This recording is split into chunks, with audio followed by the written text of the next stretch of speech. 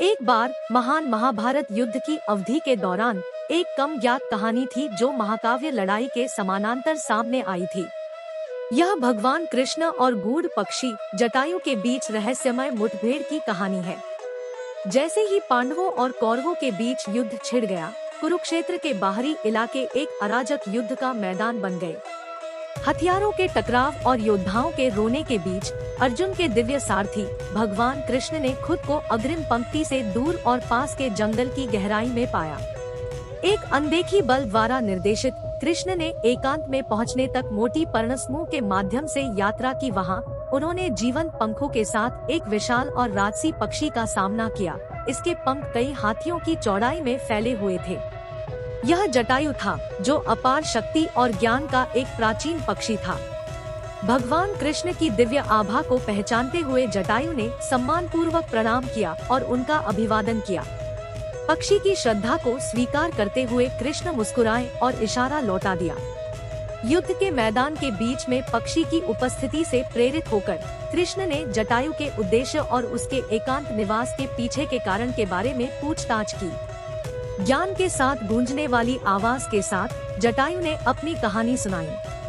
महाभारत युद्ध से बहुत पहले जटायु भव्य रामायण महाकाव्य का एक अभिन्न अंग था। यह पता चला कि भगवान राम के निर्वासन के दौरान यह राक्षस राजा रावण के खिलाफ बहादुरी से लड़ा था, जिसने राम की प्यारी पत्नी सीता का अपहरण कर लिया था।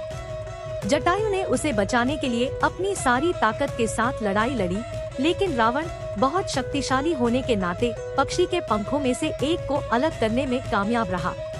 नतीजतन जटायु इस जंगल में पीछे हट गया। इसे और इसके निवासियों को किसी भी बुराई से बचाने के लिए जो उत्पन्न हो सकता है। अपने बहादुर प्रयासों और बलिदान के लिए आभार में भगवान राम ने जटायु को दीर्घायु के साथ आशीर्वाद दिया, जो इसे भविष्य की घटनाओं को देखने और प्रभावित करने की शक्ति प्रदान करता है। जटायु की कहानी से चकित होकर भगवान कृष्ण ने पक्षी की अटूट भक्ति की प्रशंसा की और अपनी निस्वार्थ सेवा के लिए आभार व्यक्त किया। इसके बाद उन्होंने महाभारत युद्ध की बात की, जो केवल मीलों दूर था और मानवता के भविष्य पर इसका गहरा प्रभाव पड़ेगा। कृष्ण ने खुलासा किया कि उन्हें जटायु के आशीर्वाद की तलाश करने और युद्ध के लिए एक धर्मी अंत लाने में इसकी सहायता लेने के लिए इस स्थान पर निर्देशित किया गया था।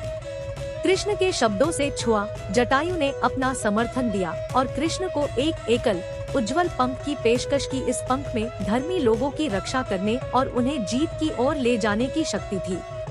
कृष्ण ने विनम्रता पूर्वक उपहार स्वीकार किया, यह जानते हुए कि यह युद्ध के मैदान पर न्याय मांगने वालों के लिए आशा और दिव्य हस्तक्षेप के एक बीकन के रूप में काम करेगा। अपने नए गठबंधन के गठन के साथ कृष्ण ने जटायु को विदाई दी, यह वादा करते हुए कि इसकी विरासत को हमेशा याद किया जाएगा।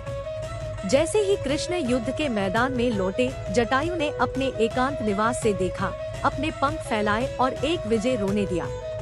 उस दिन से जटायु का पंख धार्मिकता और ईश्वरीय हस्तक्षेप का प्रतीक बन गया। और यद्यपि जटायु की कहानी कई लोगों के लिए अज्ञात रह सकती है, लेकिन इसका प्रभाव युगों से गूंजता रहा, मानवता को भक्ति, बलिदान और परमात्मा की स्थायी शक्ति की याद दिलाता है।